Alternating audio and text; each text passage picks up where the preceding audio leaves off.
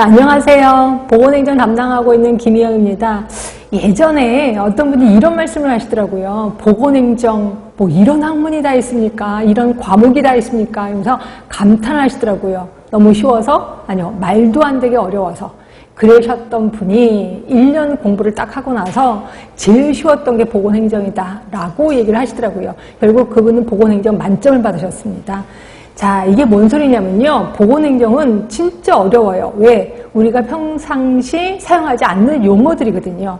예, 근데 정말 신기한 게 그거 기준을 딱 넘어가면 그 한계를 딱 넘어가는 순간 너무 쉬워집니다. 왜냐면 문제를 항상 꼬지 않고 있는 그대로 문제를 내거든요. 그래서 외우시기만 하면 돼. 아니면 이해만 하면 돼. 그러면 언제든지 문제를 쉽게 풀 수 있다라고 보시면 돼요. 그래서 그럼 그러려면 어떻게 해야 돼요? 열심히 하시면 됩니다. 그래서 보건행정은 수업 시간에 졸지 말고 딴 생각하지 마시고, 그죠? 그래서 깊이 관여를 하면 그 다음에 어느 순간에 문을 활짝 열리면서 와, 보건행정 쉽다라는 걸 느끼게 될 겁니다. 자, 일단 본격적인 수업 들어가기 전에 그러면 과거에는 어떤 문제가 나왔는지 한번 훑어볼 거고요. 그리고 저랑 수업하면서 어떤 방식으로 수업을 하게 될 건지 이것도 간단하게 소개를 좀 시켜드리겠습니다.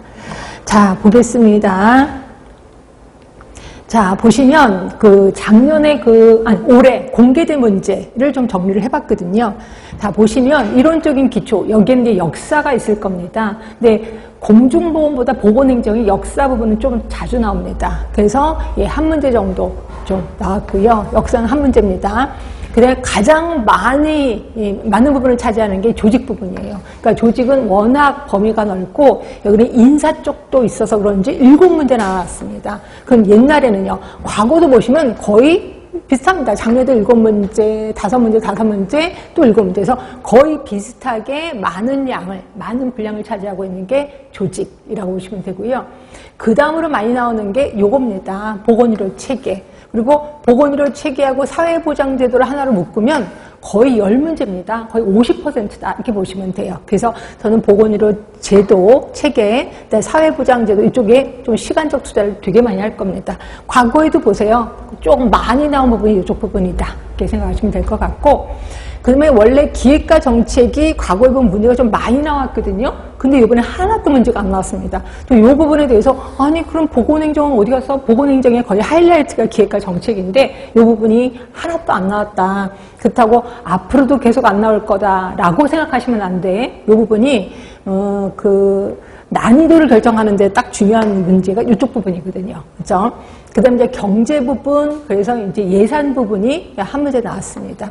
한동안 예산 부분이 한 번도 문제가 안 나오다가, 그래서 저도 예산 부분을 강의하지 말까? 이런 생각을 하다가 이제 슬슬 문제가 나오기 시작한 게 벌써 한 5년 정도 됐네요. 이 정도의 시험 문제가 나옵니다. 한 문제, 두 문제, 이런 식으로. 그러니까 경제, 특히 예산 부분도 무시하면 안 되겠구나. 그런데 보건사업론, 요게 이제 헬스 플랜 2030, 워낙 유명한 계획서잖아요. 그래서 그런지 요 시험 문제 나왔었고요.